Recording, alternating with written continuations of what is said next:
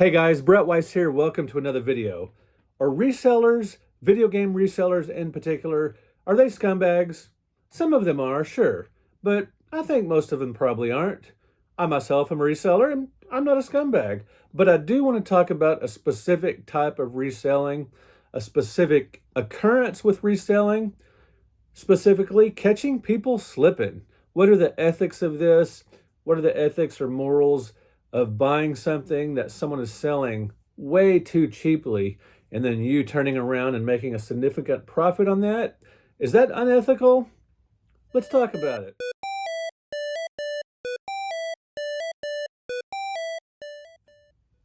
The first time I recall hearing the phrase catching someone slipping in regards to retro video game sales was, I believe, a Game Chasers video, and they were talking about catching 8-Bit Eric slipping.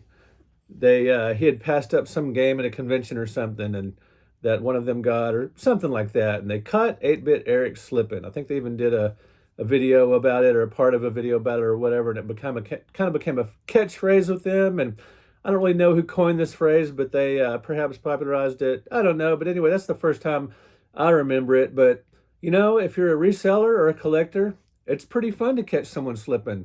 If you go to, as a matter of fact, I will tell you a perfect example of catching someone slipping and how I feel like this particular instance was not unethical at all, not in the least. Now, having a lot of video game knowledge about reselling, about knowing the values of games, that takes time. And there are a lot of people that spend a significant amount of time researching the market, buying and selling, and that's a resource. And there's nothing wrong with using your resources to make money if you do it honestly and ethically. So I was at Retropalooza one time in Arlington, just a few years ago, not long, 2 or 3 years ago, and there was a game seller there from a store. He was a store that had a booth at Retropalooza. He was selling mostly, let's say, NES to the present games, and under the table he had a box of miscellaneous stuff, a couple of boxes of miscellaneous stuff, and I was digging through, and much to my delight, I found a copy of Up and Down for the Atari 2600, CIB in excellent condition. Now, those of you know your stuff, you know your second gen collector's market. Up and Down is a very hard game to find. It was also ported to the ColecoVision. That version's hard to find too. The Atari 2600 one is worth a lot. And I mean, I haven't checked it recently, but I ended up selling my copy for, I'll tell you that in just a second, after I tell you what I paid for it. What I said was, I was looking through it. That's the only thing I found at the table that I wanted. So I said, hey, how much is this? Because the price wasn't on it. And he said, make me an offer. I don't really carry Atari 2600 games, because we talked a little bit and I discovered he was a store owner and he was set up there at Retropalooza, you know, just as a storefront, you know, promoting his store, making extra money or whatever. And he said, we don't really deal in Atari 2600 games. Make me an offer. He just wanted to get rid of it. And I said, $10. He was happy to sell it, happy to get rid of it.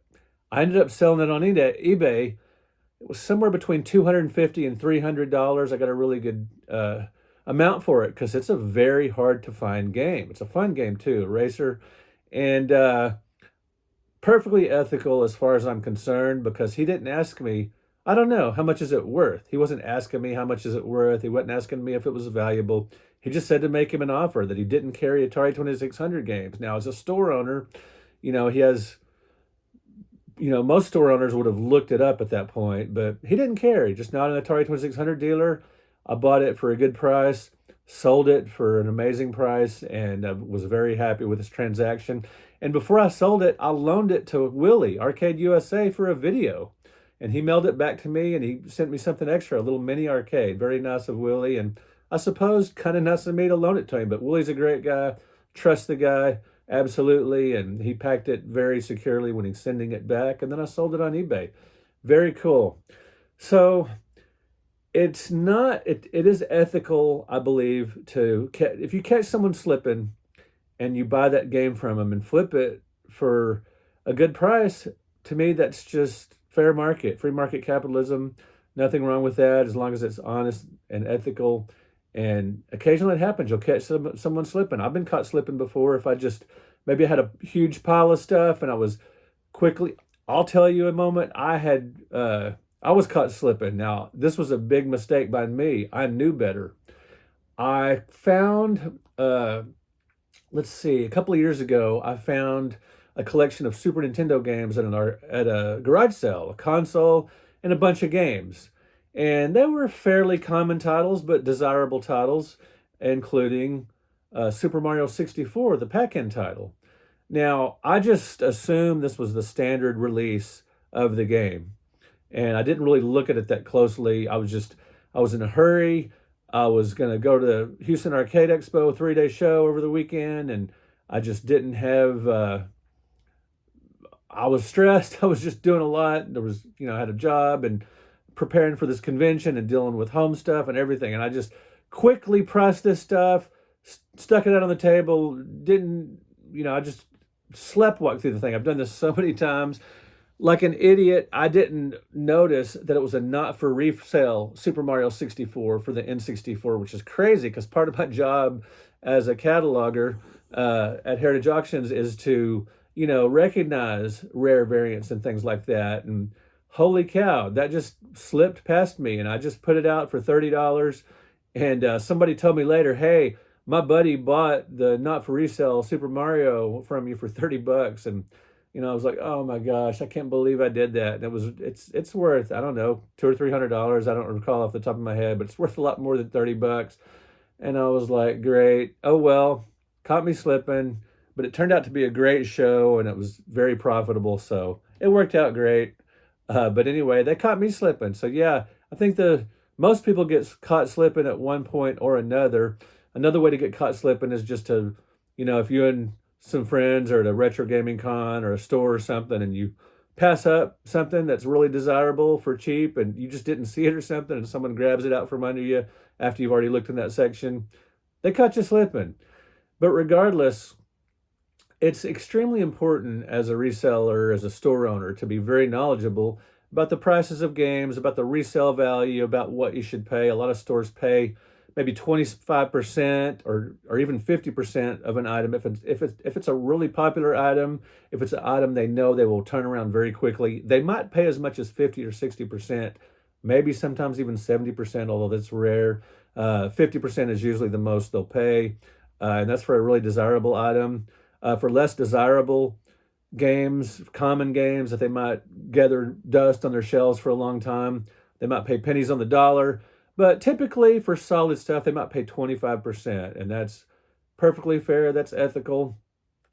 It's super important to be transparent. Like if I go into a store wanting to sell some games to a store, and they say, well, how much do you want for them? And I say, I don't know. How much are they worth? And I ask the store how much they're worth. They should be honest with me. We'll say, hey, you've got a $100 game there. I'll give you $50 for it.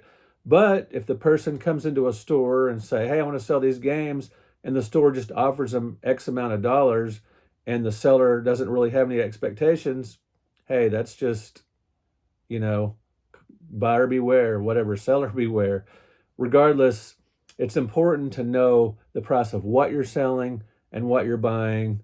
And, it kind of goes without saying, just, be aware. Even if you're having a garage sale, and you're selling some stuff that is kind of old or unusual or oddball or whatever, kind of look into it. See what you thought, what it's worth. Google Lens with your iPhone is extremely useful. You can look up stuff on there that, so for me, I'm really good at recognizing the value of things like comic books and video games and movies and stuff that I'm really interested in, but I'll see stuff like glassware or some kind of antiques that I'm not really super familiar with. Well, you can use Google Glass sometimes to determine what the item is, or Google Lens, I should say, determine what the item is, how much it's worth, and all that kind of stuff. So one way I've heard this, I've talked to people before about the ethics of buying low and selling high, catching people slipping. Like let's say you go to a garage sale and someone has a bunch of CIB N64 games. They just throw them out there for a couple of bucks a piece. Not too common of a happenstance these days, although it does happen from time to time. And you just go up there And let's say you just buy them outright, $2 a piece, boom, no harm, no foul. The seller offered them that and you bought it. Let's say these games aren't priced and you walk up and say, hey, how much are the N64 games? And the seller goes, I don't know, are these worth anything? There it gets a little dicey because you're just a customer. You're just walking in to the garage sale. It's not necessarily your job to tell them how much the stuff they're selling is worth. If you're selling something you own to a reseller, to a store, to a convention, guy at a booth at a convention, and you offer it to him, and he says, how much do you want for it? And you ask that person, I don't know, how much is it worth? I think that person should be upfront with you. If they know how much it's worth, they should tell you. Now, in the days of, iPhones and instant information, you can still find people slipping. It's not as common.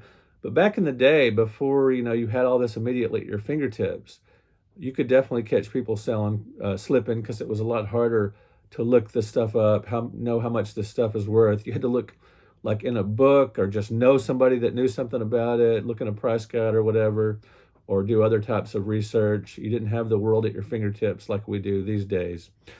Now, overall, sellers should take responsibility for understanding the value of the items they're selling. On the other hand, buyers should understand the value of what they're looking at, how much the stuff is worth. If you don't want to get ripped off, really do your research.